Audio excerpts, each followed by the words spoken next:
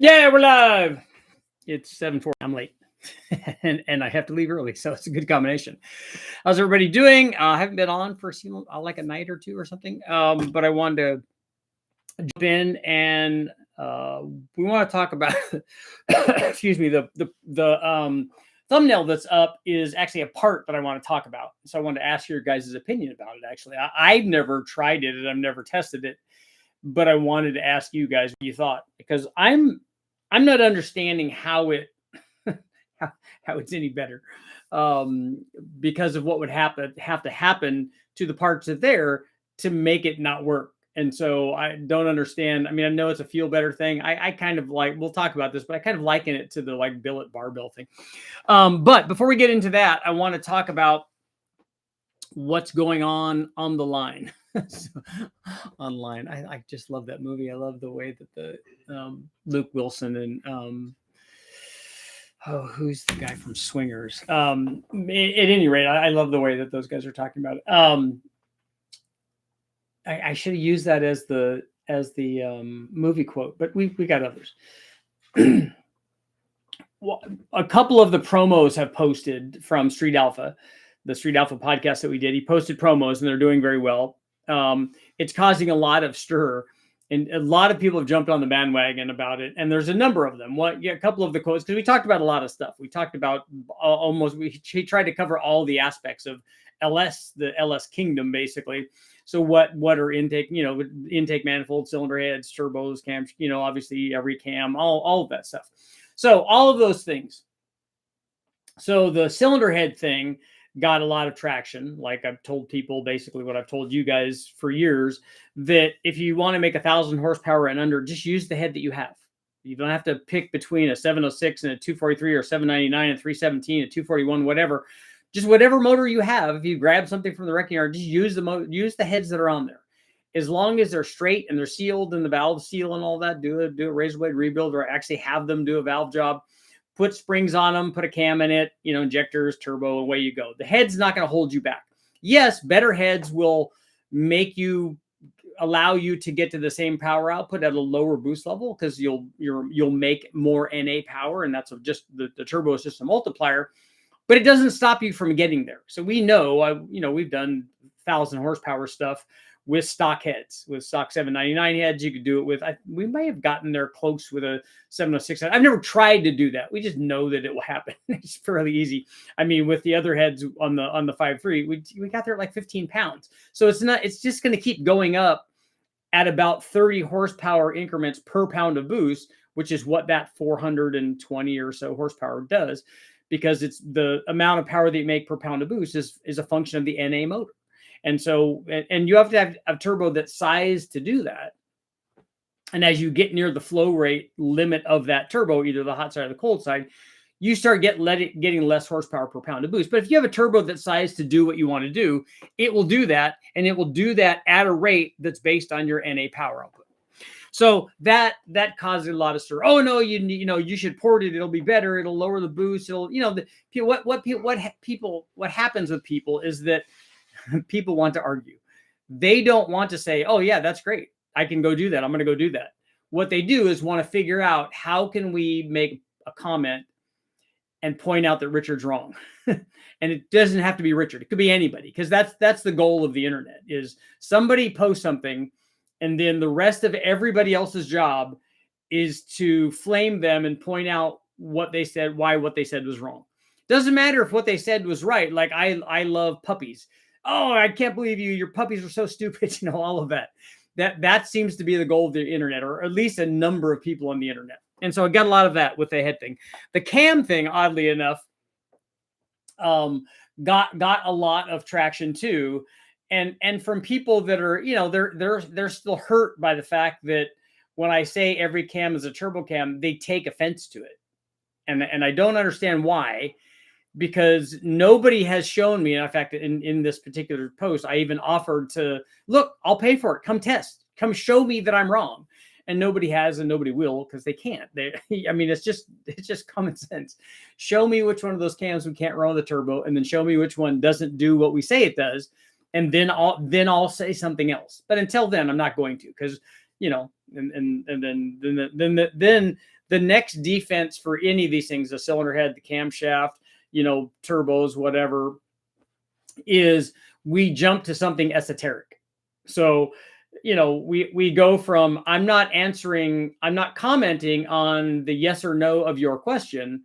I'm going to comment on something else that is somewhat related to that, but it's something that I can complain about. So what I do is I'm going to create an artificial situation, and then I'm going to roast you about it. Even though I created the situation. When I'm saying I'm talking about the poster, the guy who's commenting on the post.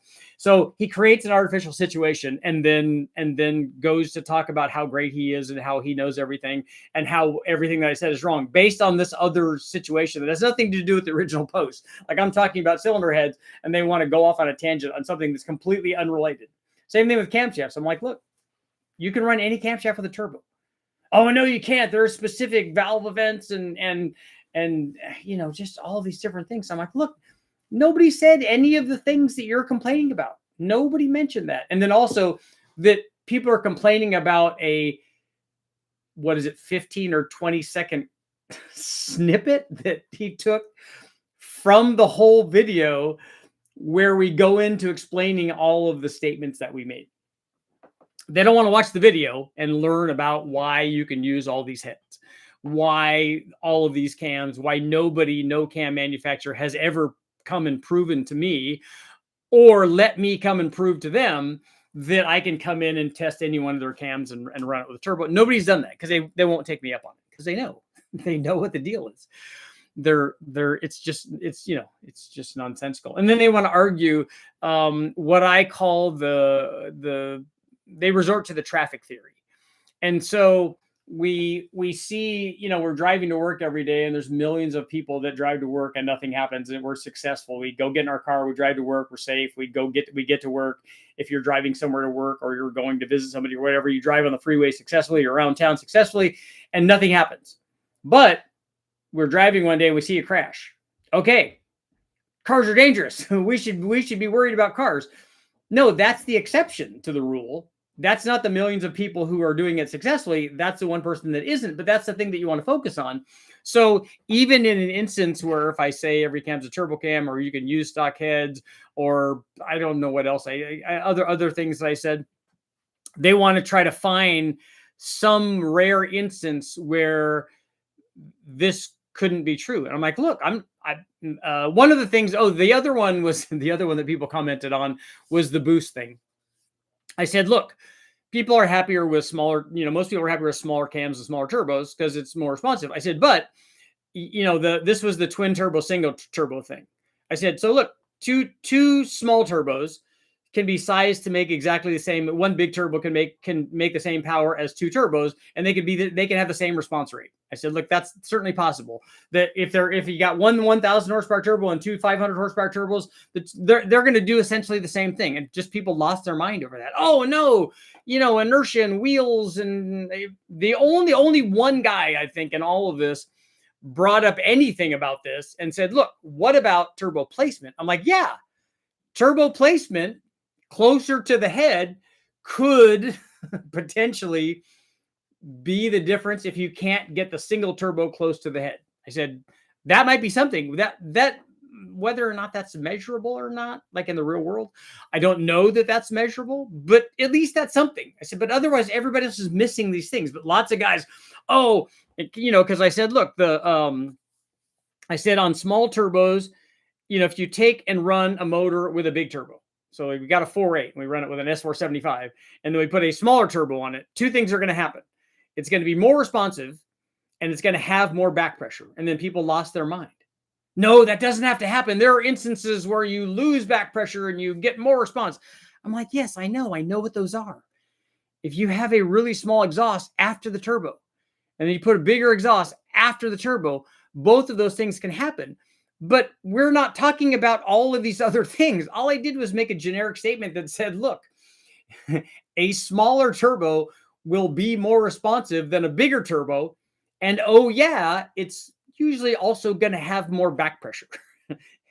and again, it's the traffic scenario that 99% of the time, that's going to be right. Those things are going to go together. Yeah, there are these other things like I talked to you about with, oh, but if you change the wheel and you do, I'm like, look, don't look for reasons how this is wrong.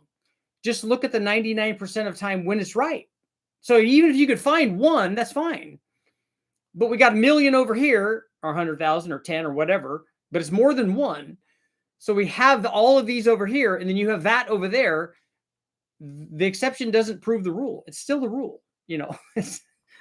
and that's what we got. But I want to talk about this little piece. If you guys have you guys are here now, so if you hopefully you have taken a look at the thumbnail and you saw the thumbnail, it's this little C-shaped like support bracket basically for the pickup tube on an LS. So we know the pickup tube has an O-ring. You're supposed to have the right color O-ring to go with your pickup tube and the oil pump, and then you put oil on there, slide it in there, and then most of them have a flange, a steel flange that locates this, and then you bolt down that steel flange, and then it pushes the thing in. And the steel flange mates flat against a flat surface on the pump. And then the pickup tube also is secured by that, that's not really securing it. All that's doing is holding the O-ring so that the O-ring doesn't leak. But the angle and stuff of the pump to stop the pump from moving around, because it's triangulated, it's contacted in 3 points. It has two other mounting bolts, like on a typical 5.3 or 4.8 or 6.0 on the truck pans anyway. It has two other mounting points that secure the pickup tube in one given spot, and it also keeps the angle of the pump or the angle of the pickup tube relative to the pump, so the O-ring relative to the bore of the pump in correct orientation. And the flange, all this flange does, and the bolt down, this tiny little 6 millimeter bolt, I think, with a 10 millimeter head on it, holds that flange down and just holds it in. So it's not sealing anything. The O-ring is sealing anything. And the O-ring will seal in the housing of that pump. There's a lot of depth of sealing surface there. So and this little clamp bolts over that, and internet level of logic, you think, okay, it's got two bolts and it's holding it all the way across. So it's securing the one that was rigidly securing, and it's securing something over here. And so that's better.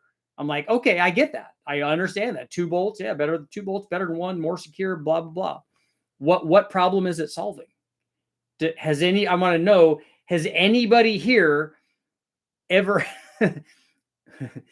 from the factory, has anybody here ever had the thing leak because of anything that's going on with the way that this thing is mounted and this flange that bolts down?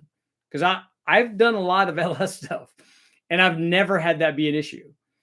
And just like with I liken this thing to the billet like dog bone. I've never had a dog bone be bad or break or be insufficiently structurally sound to have to be made out of aluminum to where this would be a problem. I've never had that issue.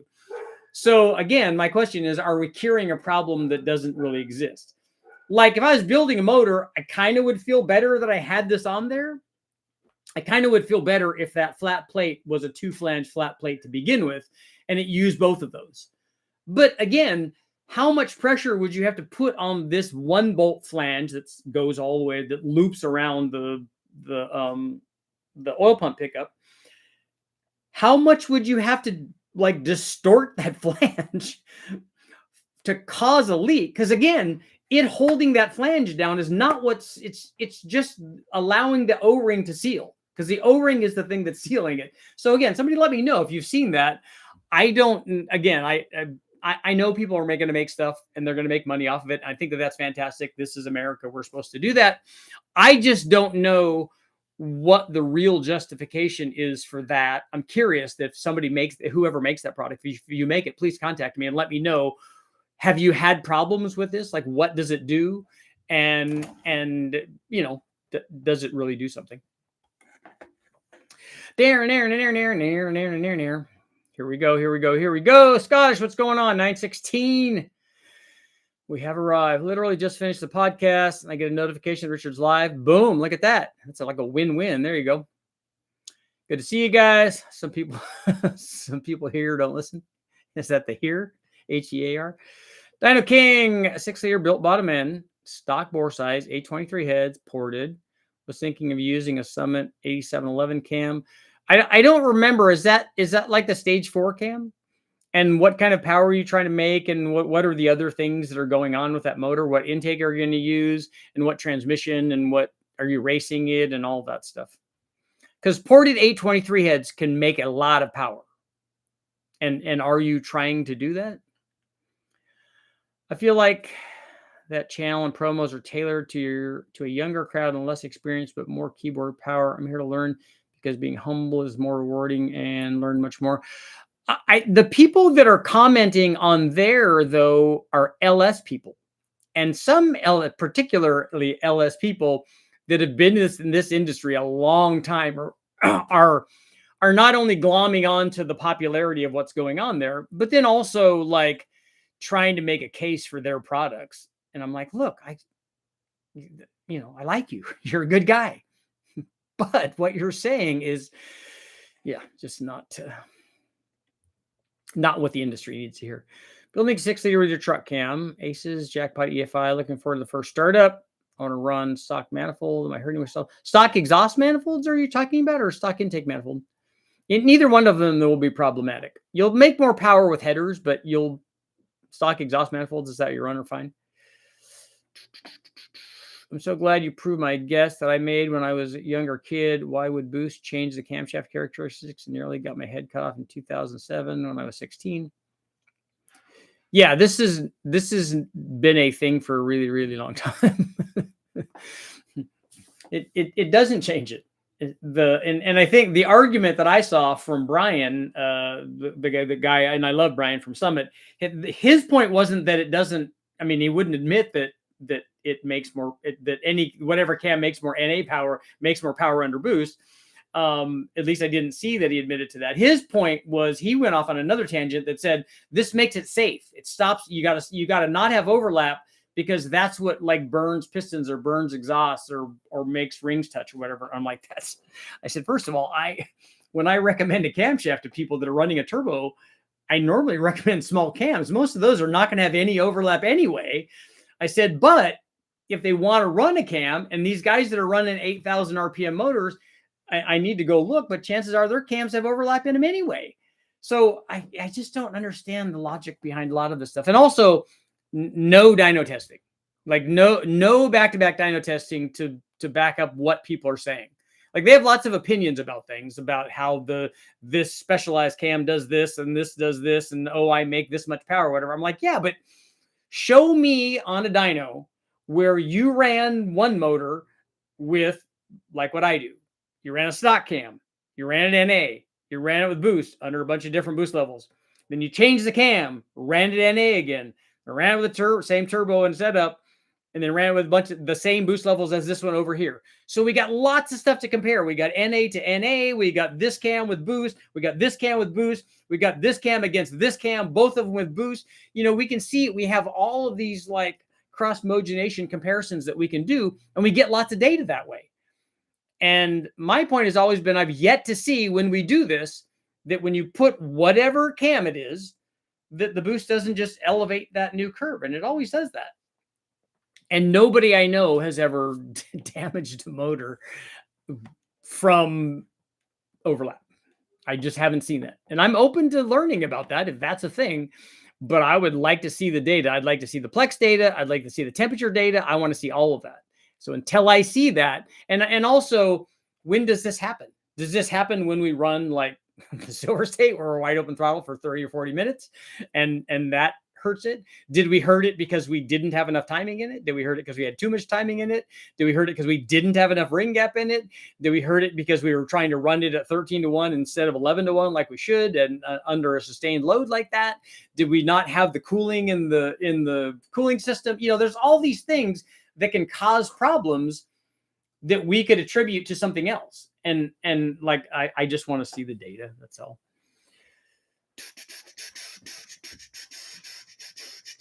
Intake questions. Have you done a comparison between a Holley high ram and a Chinese knockoff? No, I haven't. Just run more boost. You'll have more torque for the same horsepower. Basically, why make 1,000 horsepower with a ported cam setup when you can make it on a stock head, small cam, just higher boost? Yeah, I would almost always choose a cam if I'm trying to do 1,000 horsepower.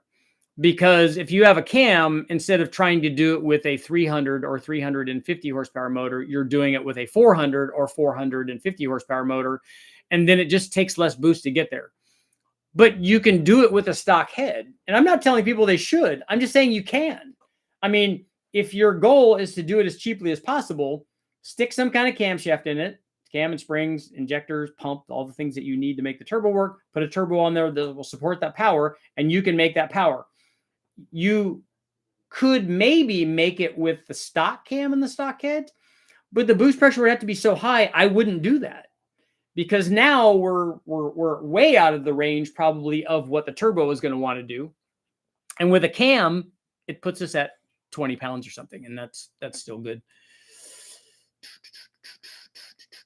See a lot of them popping up lately. I think you're going to see the same thing that a high ram does.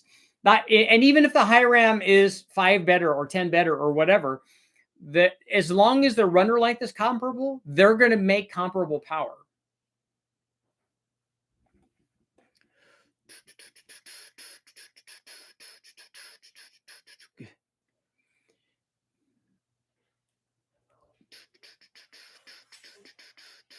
One of the reasons I'm a huge fan. All right, Getaway, way to go. I got my camshaft today. Nice. Good. I'm glad that there were no porch pirates involved. If it fits, it shifts. The amount of people talking about valve overlap cams for boosted applications was mind-numbing. I know. I didn't understand. Why. And then if there is overlap, does overlap guarantee that there will be reversion? Does the reversion happen at 2,000 RPM, at 4, at 8? Where does it happen? If it does happen, nobody can answer that. Couldn't agree with you more with this entire live. Love all the tests. Thank you very much. High mileage LS engine in the trucks and SUV randomly get low oil pressure all the time, and the O-rings get the blame. The O-ring being slightly cooked in the hole is blame once it's hard. I would agree with that. I mean, I haven't seen this bolt down flange thing ever be a problem. We have seen O-rings. My truck is like that now. I need to replace it. I just haven't taken. I'm going to take the motor out. The O-rings. I mean, and honestly, look, people will jump on the bandwagon and say, "Oh yeah, that's a common thing with LSs." Mine has 350,000 miles on it. I wouldn't say that that's a factory defect, because how long should we expect them to last? Should they? I mean, it's still driving and it still has oil pressure. It's just not ideal. How long should we expect that to happen? I mean, how long should we expect it to go forever? I don't think so. That you won't see if a small block Chevy had that, we wouldn't be talking about this, because 60,000 miles in that motor would have been worn out. Stupid cheap O-rings on the pickups would crack and cause the pump to lose. You sell turbo cam to the haters. Just replace the low buck truck cam and triple the price. Yeah. About the C-clamp for the pickup tube, just to put the bolt on the other side, so it's easier to take off in the future without taking the panel off. Oh, so do you not put the other one on? I caught a Millings podcast once and said they did see a benefit of running it, especially when it's very cheap and easy. But what is the benefit, though? What did the guys from Melling say? I'm still learning about your videos. I'm building a 2008 6-liter LS. I'm wanting to build it for drag purposes. Should I bore the motor or leave it stock for boost? If it doesn't need to be bored to be cleaned up and to seal, it's not necessary. The boost will make all the power. Whatever the 30 over that you would do for it, I mean, if you're going to put new pistons in it, most go 30 anyways, but you can go 10 or 20, whatever the number is. You're not going to get the power from doing that. I mean, you'll get this much, but you'll get this much from boost. So it's not really a trade-off. 8 HP transmission worth the trouble versus 480 behind an LS. Jimmy and I want to do one of those. We're just figuring out, because we want to do we want to do a paddle shifted thing. Jimmy wants to do one in the S2000. I want to do one in something that's LS based. And so I just think it would be cool. I fail for the oil pickup tube bracket. What you said makes sense. The stock motor does hundreds of thousands of miles with one screw holding a tube, no problem. Yeah, I don't think, and the even if that screw came out, I don't think you'd lose oil pressure, because the other two bolts that are holding that thing in place are not going to allow the pickup tube to move.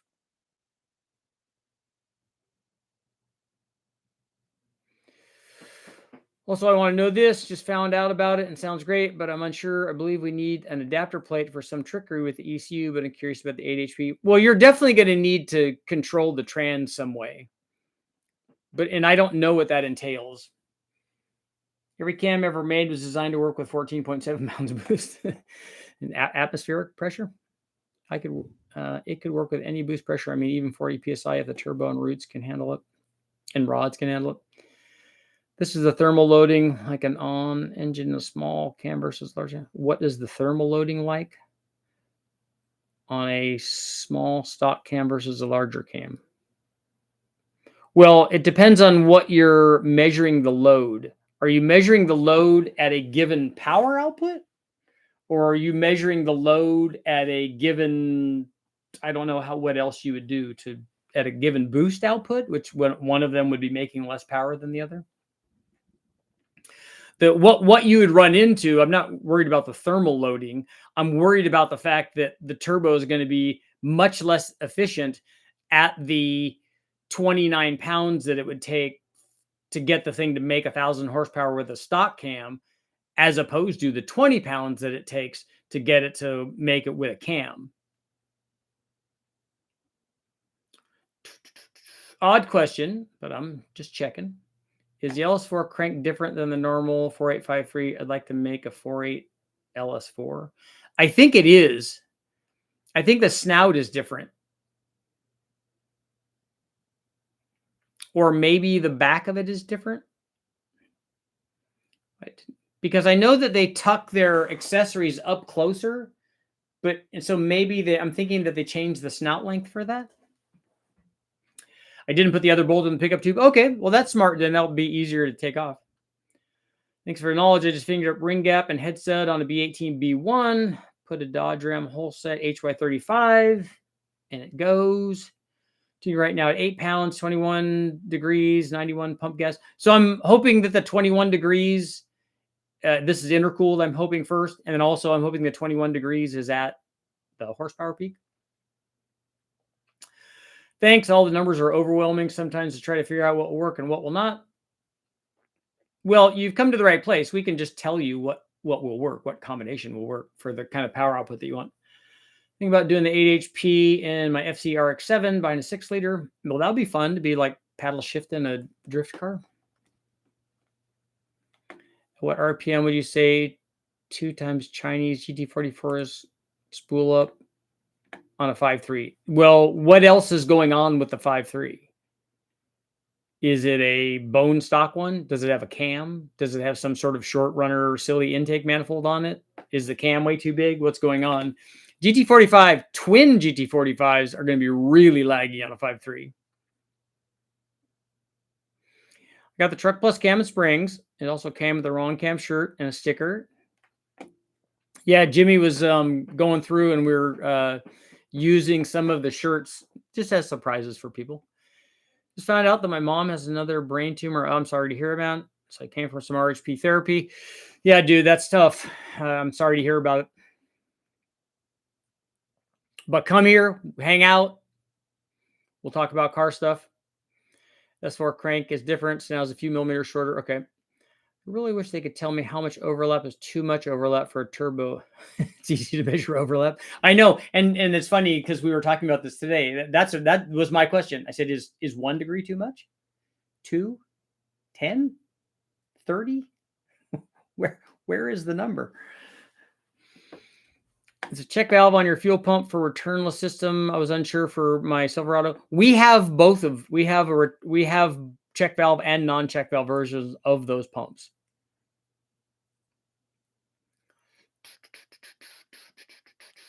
Dang, I appreciate it. Is it possible to machine the snout enough?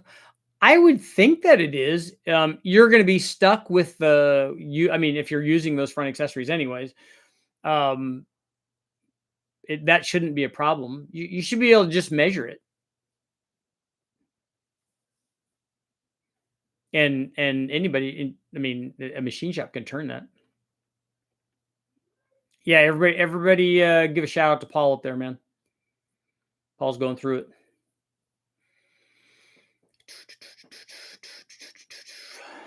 Well, so far I'm 3 days back in the gym, so it's good. Well, I don't remember what part of the snout is shorter. If you have one, somebody can take some measurements and see if just the snout length is shorter, or if I don't know if the distance out to the thing that the gear sits against. I don't know if they would change that, because I don't know if the cam's going to be. They're not going to want to put the cam in a different position, and they wouldn't make a different specific lower cam gear for that. So I'm thinking it's just the length of the snout after that. Try to build a front wheel drive LR4 basically. Okay. Have you ever run whole sets? I haven't run any on any truck motors, but we did run a lot of whole sets back in the day with Jimmy from HP. We ran whole sets on a lot of 5-liter Mustangs and on 4.6 2-valve and 4-valve stuff. And then he went to Garrett stuff. Like to use a stock tube as well, but we'll see. Might cam it. What's the point of putting sleeves in a 6-liter LS? Well, the reason that people would sleeve a block, either an aluminum or an iron block, there's 2 reasons. One, so that they can go to bigger bore sizes. Sometimes with an aluminum block, you want to make you make the sleeve thicker, and so the sleeve is stronger, so it will support more power, more cylinder pressure. The other thing that they do is make a sleeve longer, so that the piston doesn't come out of the hole and get all wonky at the bottom on like stroker versions. And then let's see, you can make the bore bigger also, so you can go out to different displacements. So you can put more stroke in it, you can put more bore in it, and it's stronger. Did I miss anything on this? I got the Summit Stage 1, 8712, drop-in cam, spring kits and retainers. Do I need to get a bigger stall converter? What is the intake duration on that cam? And then I'll tell you. But by the way, a torque converter will help the acceleration of even with a stock cam. So it's a good upgrade, but whether or not you need it, let me know what the duration specs are on that cam. I'll tell you. Would you be interested in trying out a set of max effort ported heads on a stock bottom end, doing an R&D video? I don't know what you mean by max effort. I don't know what, like a max effort 5.3? And a stock bottom end motor is not going to be able to utilize max effort heads, because a max effort thing is not going to allow enough camshaft. And I probably already have some of the best 5.3 heads out there. Mexico, what's going on? The Trick Flow ASCAS 220s that I have that were ported by the guys at Brian Tooley Racing are already, can support 100 horsepower more than I've ever made with them on a stock bottom end. And putting in the biggest kind of cam that we can realistically run with the available piston to valve clearance. Purchase a stock 8100 Vortec Avalanche. What would be the first couple of modifications you'd make to the engine and tuning? Well, you could get a lot from tuning, because they made the tuning specifically mild to save the transmission in those. So there's a lot of torque to be picked up from that.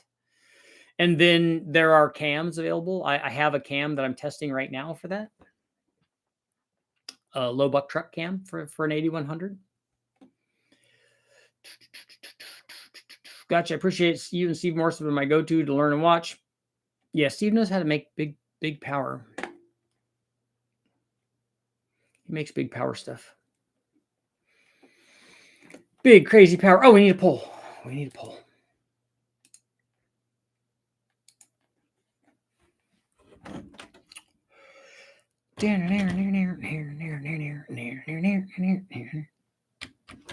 Does the I don't even know what it's called. Little C clamp thingy. CLA clamp support thingy. I love it. For the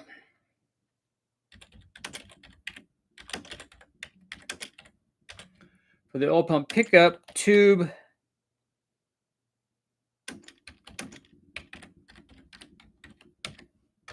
Okay, does the little C-clamp support thingy for the oil pump pickup tube do anything? I think we're going to do something else because that would pickup tube.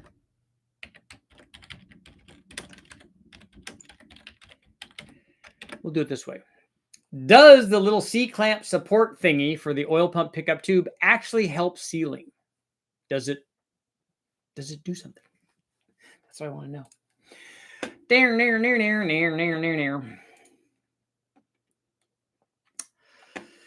spec 210, 218. Okay, I'm going back.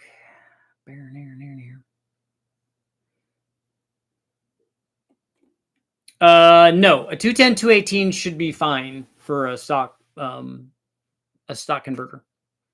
So my next question, limiting factor is definitely piston and valve clearance. Yeah, I mean, you're only going to get a 230 to 235 at 50 intake cam in there. And so we made 540 with the trick flow heads. Brian, I think, made another 10 with his canted valve head.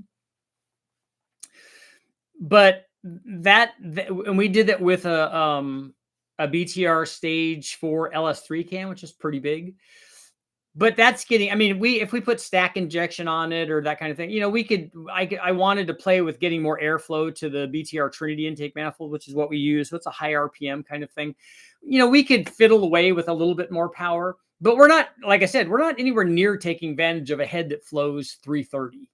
So we're not utilizing hardly any of it.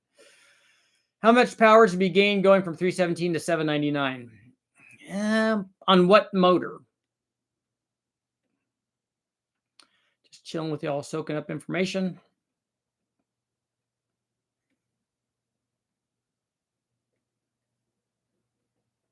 I'm thinking it's going to be 15 or 20, somewhere near there. Just saw an interesting custom turbo kit on an Audi S4. It was a KSR racing video today. Curious if you've seen anything like it. Shown at 9 minutes and 30. I haven't seen that thing that you're talking about. Edward, I wanted a 550 horsepower NA 408 small block Ford. AFR 205 is 242, 248. In a stick car that weighs 2,400 pounds. Now I wish I had my 274 comp cam and the bigger turbo. Yeah, that combination should have done that. I mean, that's enough cam, and those are good enough heads, and that's enough displacement. And I'm sure you had some sort of carbureted intake manifold on there, but it would drive a lot better with a. At least it's a 408, so it's you know, at least something in terms of displacement be better than if it was a 306 or a 347 or even a 351. But yeah, a turbo mild cam thing is fun. Do you think a G35 1050 would be a tad on the small side for a 6-liter Yukon OEM AFM delete cam, retaining VVT, goals to make 600 and 650 and have excellent response? No, I think that turbo would do that. Yeah, are you talking about 650 at the tire? Because the cam that you have is a little on the small side, but it should get you there. I'm just learning as well. Goal is 1,300 horsepower, 6-liter LS twin turbo. So I'm taking on information. If you want 1,300 horsepower, you should get. We now have at Richard Holdner Performance, and you guys need to go get them because they're going to be gone right away. We have 2 mirror image twin turbo sets. Jimmy hasn't even listed them. That he's going to list them this weekend, and then they'll be gone. We have twin G30 770s in mirror image. So 770 is the power output that they'll support. So 2 of those, very good. Good choice for a twin 5.3. Definitely good for a twin 6.0 or or 6-liter, a guy that wants to make 1,000 to 1,100 to 1,200 horsepower range, those are going to be really good. We also have twin mirror image 3582s. So a little bit smaller than the 3584s because they're twins. Again, for somebody that's wanting to make, go to G42 turbo or higher, those twins definitely would be good. And mirror image, so they look awesome. Torque Storm 75 millimeter or GTX 3584S for fun street truck with a manual transmission around 500, 550 horsepower. If it's a 5.3, I love the guys at Torque Storm. We've done stuff for them, and I've done lots of testing for them. But a centrifugal supercharger, any centrifugal supercharger, will not compete with a turbo, especially that turbo, at that power level on the street. You'll have full boost on that turbo 2,000 RPM or more earlier than a centrifugal supercharger will. So you can imagine the kind of torque gain that you would have. Both of them are good. Both of them way better than NA. The turbo, though, will have a lot more average power.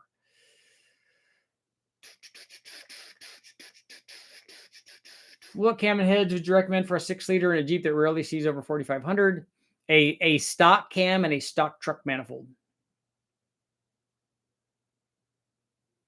Have you run into any problems with cylinder heads you use to test engines from constantly bolting them up to different blocks, warping or weird impression marks using new fasteners? No, you can. One of the things that we found with the CA625 ARP studs, torquing them down to 1,000,000 foot-pounds, whatever it was, 100, 120 or whatever they were, you have to make sure that the head is strong enough for that. But otherwise, no, we've swapped heads millions of times. 6-liter with truck plus cam, contemplating cannibalizing 799s off the 5.3. A 799 is better than a 317. A 706 is better, and an 862 is better than a 317 if this is that question. Are there benefits of LS9 head gaskets on a turbo 6-liter over stock gaskets 317 heads? The factory LS9 gaskets are the ones that we use on the 1,500 horsepower Big Bang. So we know those head gaskets will do that. I don't know how far I've taken ever stock gaskets, especially ones that have 350,000 miles on them. We don't normally use those. I have, but for low boost testing. But on the Big Bang, we definitely put new gaskets on it, and we use the LS9s. I've also used Felpros, and those are really good. Is a stock iron truck cam Gen 3 the smallest cam? Yes, it is. It's the same as the iron motors have the LM7 LR4 camshaft in them. They later, even on the LQ4, went to a better camshaft. But that one has the really small cam. You could put the other truck cam in and gain a little bit. But all the gains would come higher in the RPM range. Building 454, first time ever building a motor. I want to put twin turbos on it. I have no idea what ring gap I need to run. A mild cam, stock heads, bottom end. So you're going to run low boost, hopefully like 7 pounds or something. Ring gap is 6 to 6.5 thousandths of ring gap per inch of bore. So multiply your bore size times 6.5, and that's what it's going to come out to be. That's a 4,250 bore, I think. So it's going to come out to be less than 30 thousandths. We'll be fine for what you're doing.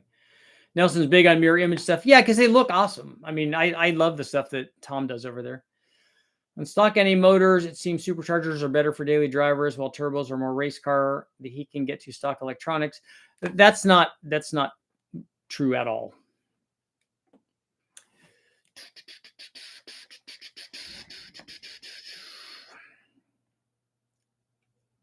Thank you very much. There's no dumb questions. Would you do an iron block or an aluminum block for boost? You can do either one. The motor that's made the most power that I've done has been an iron block, but what guys that are racing and doing real power, because I'm not doing real power, those guys are using the aluminum 5.3 block. So either one of those will get what you need. You can make more power than either one of those blocks will withstand, because you have to start thinking about an aftermarket block. But like for 1,000 horsepower, all of them will do that. I overdid my ring back gap on my B18 B1 by quite a bit, 30 thousandths. Okay, this runs fine. I do have a catch can though. I'm trying to remember on the Bonneville motor. I think we went pretty big on the ring gap because we're running sustained boost for a fairly long period of time, much longer than you do in drag racing. Does compression ratio affect mile per hour a great deal? I don't know what you mean by a great deal. The higher compression should improve fuel mileage, but I don't know how much that is. The 6-liter LS2, how much PSI of boost can you run while using pump gas? Does the type of forced induction make a difference? Yes, it does make a difference because on a turbo, you're making boost sooner. The critical thing is the tune for 91 and not the amount of boost. You should be thinking, I don't want to detonate this motor. And so there's lots of guys running around at probably between 7 and 10 pounds on 91 and maybe more than that. But all the other things have to be right. When running a drag motor with methanol, is there a benefit of not running water in the block? I thought water would help with harmonics. I don't know. I'm not sharp enough to know about the harmonic part of that. The frequency should definitely change, but I don't know if it changes positive or negative with water in it. And I think that cooling the block would be good. But with methanol, a lot of these guys run billet blocks and billet heads, I think. And they run for such a short period of time that it's not really an issue. With twins for cosmetic purposes, but goal is to achieve 1,000 horsepower, give or take. What 2 turbos you recommend? And would the roundabout boost level be with the obvious supporting mods? The ones I would recommend are the G3770s that we have. That would easily do 1,000. And if you did a 5.3 with a cam or a 6.0 with a cam, it would happen at fairly low boost. If you build a 500 horsepower 6-liter, which is not unusual, it would happen at 15 pounds. If you build a 400 to 420 horsepower 5.3 or something like with a cam in it, it's going to be closer to 20 pounds probably. I didn't do the math, but in my head, I think it's there. I think 1,000 horsepower is big power. It is. Most people say it isn't. Would be scared in a 500 horsepower car. Yeah, that's because the internet talks about, oh, there's this twin turbo Viper or Lamborghini or whatever. It's making 2,000, 2,500, 3,000, whatever the big number is. But you don't ever see a car like that except on the internet. You don't see it driving around. 500 horsepower test your driving limits. Yeah, if you took a 500 horsepower Corvette out to a road race course, there's a handful of people that could make that car do what that car can do. And the vast majority of people can't do that. Do you run the same top and bottom ring gap? I do, yeah. What's your opinion on those octane boosters in a bottle that some guys run on top of 91? I think that there are some that work. I know that usually there's been tests done on the stuff way back, like that you buy in an auto parts store. And that stuff helps a little bit, but not much. I did some testing with Jim Bell on the octane booster stuff, and it changes the knock sensitivity, but it doesn't change it the way that race gas does, and it doesn't change it the way that E85 does. If you're building a pump gas Coyote Mustang, would you go with a blower or a turbo setup? Well, the pump gas thing would kind of be a given for fuel, but that's not what would make me decide whether I would go with a blower or a turbo. Other things would come into play for that. Is it true that the LS cam bearings are line honed after they are installed from the factory? Yes. 500, almost the perfect, the best of both worlds if you're a driver. Yeah, if you take a stock LS7 Corvette out, it's a lot of car. Even, I mean, I remember driving stock Tuneport Corvettes on the track, and people couldn't drive those. That was 245 horsepower, and guys couldn't get everything out of that because the limits of the car are so high. The handling, the braking, all that. You know, it's easy to go fast in a straight line, but can you do the other things now? Do you have a turbo kit for a 5.3 Gen 3 to get 700 horsepower out? Yes, we do. It's not available yet, but we've already tested it. We're just doing all the production pieces now, but it will go from I don't remember what the lowest number we've run, like 450 at the tire or something like that, up to over 1,000 at the tire. Just depends on what turbo you select. Yeah, if you go to richardholdnerperformance.com, Antonio, is that what it is? We have turbos, we have cams, we have springs, we have lifters, we have pumps, we have all of that stuff right now. We just don't have the turbo kit, the complete turbo kit yet, but it's coming.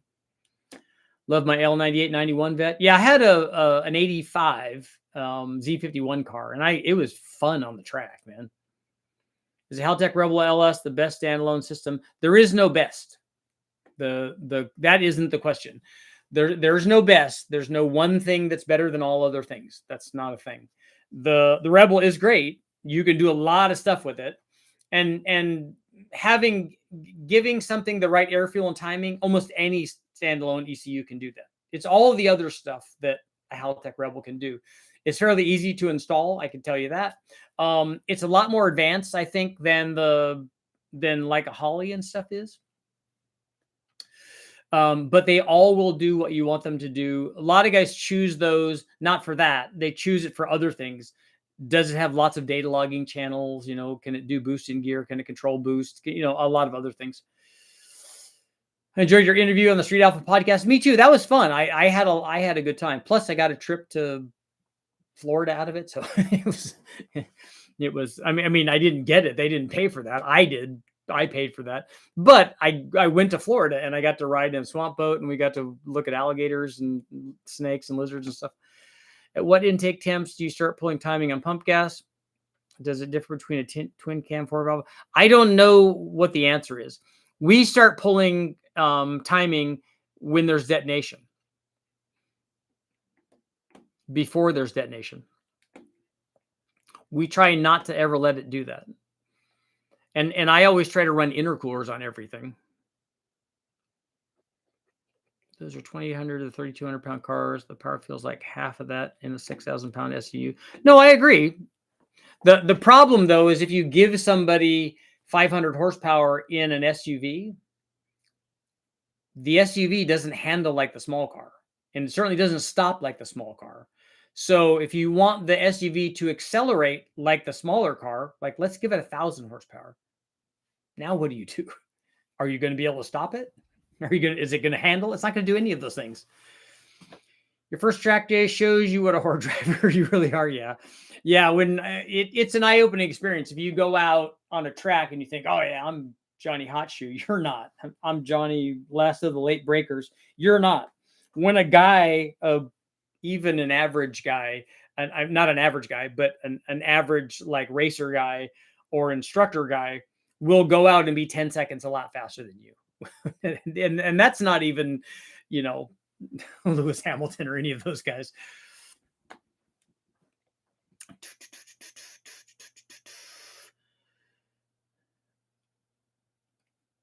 I've been in it. No kits yet. Yeah, I'll wait till it comes out. On stock E38, even with a single turbo configuration, what's the ideal location for upstream O2 sensor? Keeping both on both banks for pre-turbo. What's an E38 are you talking about? Is that a kind of computer or something? What causes a camshaft to need to change push rods, lift, or duration? None of those things do. You change push rods because of the base circle of the cam. It's how the cam is ground. So, you know, if the cam is this big and all the lobes stick up, and then the new cam that you got is this big and it still has the lobes and everything that you want, but if it's this big, the push rod needs to be that much longer. Or if it's this big, it needs to be that much shorter. The other thing that can affect that is differences in cylinder heads and that kind of stuff. An E38 ECM. So why would the computer care about the location of the sensors?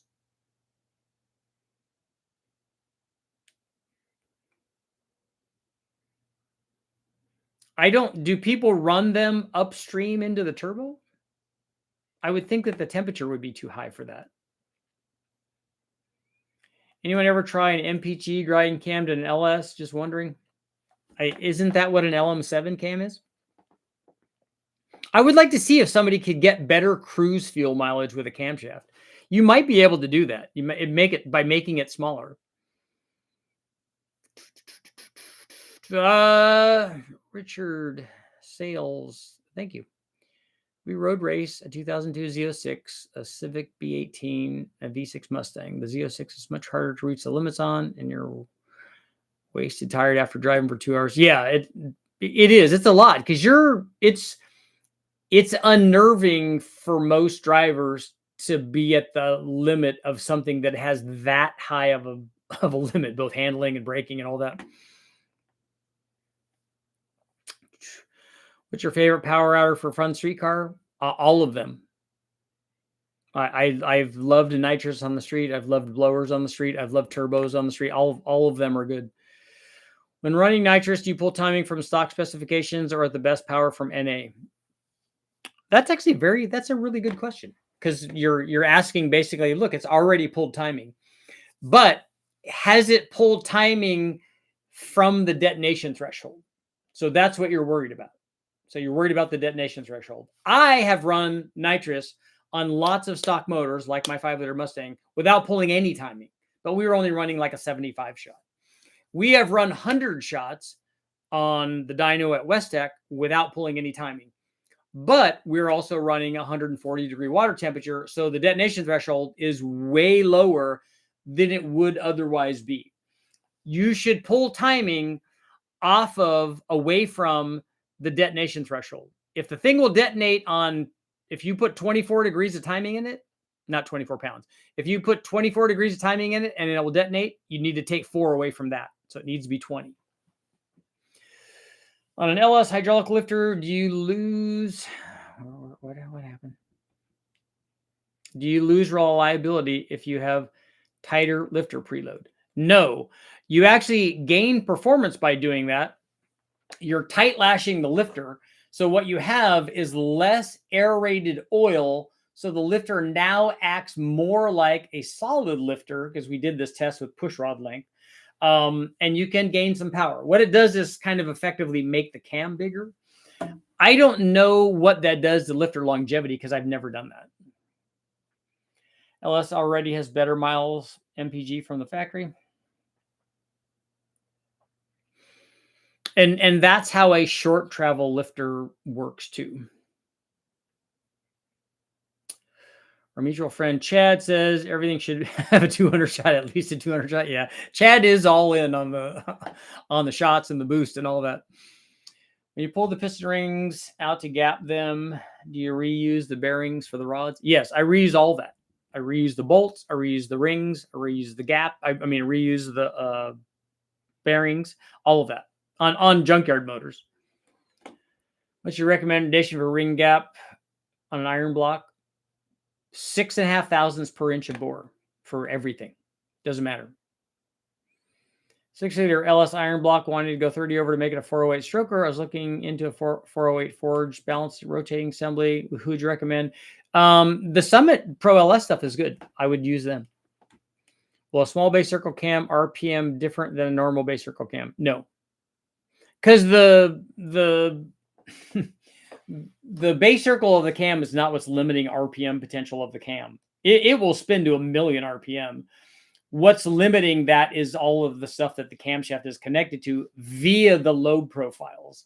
So the lobes can be very unstable and make the valve going up and down very unhappy. So that's what causes RPM problems. We got 2 more minutes, so we're going to close out our poll. Does the little C-clamp support thingy for the oil pump pickup tube actually help sealing? 59 saying yes, 41 saying no. Okay. And we got 1 minute. Well, small base circle cam RPM differently. No, we did that. High of a 2004 350Z. Very nice. And there's a conversion kit to adapt multiple engines for this. Yep, there is. I was looking into putting an LS in. I wasn't going to do it in a Z because they were more expensive. I was going to do it in an Infinity because there was a whole kit to do that. As it turns out, the kit's very expensive, but it's very, very cool because it makes a super... I would want like a sedan. A super cool, fast LS-powered sedan. But honestly, I'd rather have an 88 BMW M5. Do you dingle ball the junkyard motors when you gap them? I have and I haven't, both.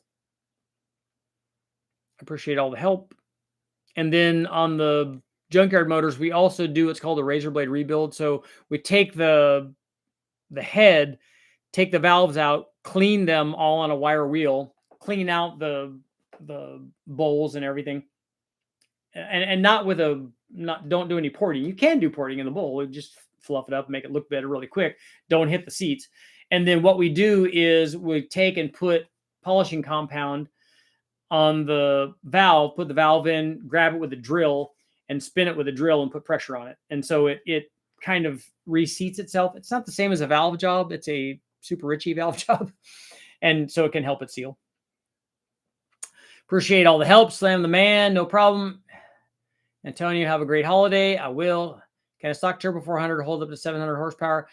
I think you're going to have like a shift kit and a couple of things. I don't know if the stock one will do that. I want to create a track car for my best bud in high school. Very cool. Merry Christmas, everybody. I will, yeah, and to everybody too. We'll be back. I'll be back tomorrow, so we'll be back again for Christmas. Is it worth boosting an aluminum block? Yes, it is. An aluminum. We don't take the aluminum LS1, LS2, LS3 blocks, those kind, more than 1,000 horsepower. The aluminum 5.3 stuff we take, you can take more than that. But yeah, boost on aluminum blocks, not a problem. Scott, you out. Thanks for all the research. The ECM question was based on a stock Gen 4 LS computer. Not sure where you can place both upstream O2 sensors. Should they be both post-turbo? Not sure if it affects bank 1 and 2 field trims. I don't know. I'd have to ask Jimmy about that. I think we talked about that when we were doing the turbo kit. But I don't remember now if they put them in the... like the exhaust manifolds or the crossover pipe, or if they're all in the downpipe. I'll ask Jimmy and just come back tomorrow and I'll ask him. Didn't realize how light the 350Zs are. He's a Chevy guy. I'm wondering which LS engine would create 1,000. Who is? Oh, your friend is a roommate or whatever is a Chevy guy. All of them. There's no best. All of them will do 1,000 horsepower. Just go grab one from a wrecking yard and it will make 1,000 horsepower. What's the best stock head for a 454? I have a TBI. You're not going to find an old set of L88 or L89 heads. So the one that you will find in the wrecking yard is go get a Gen 6 head. It's a much smaller chamber. It's 102 versus 120 for your peanut port head. And it's a standard oval port. And it flows more than your peanut port head does. Having a hard time finding a solid LS3 engine with a harness. Yeah, those are not cheap. You don't need an LS3 to make 1,000 horsepower. I wouldn't get an LS3 if I was trying to make 1,000 horsepower. I'd go get a 5.3. And on that note, it is time to go. Thank you guys all for showing up. I will be back tomorrow, and I'll make sure that I don't go on social media and make everybody mad again.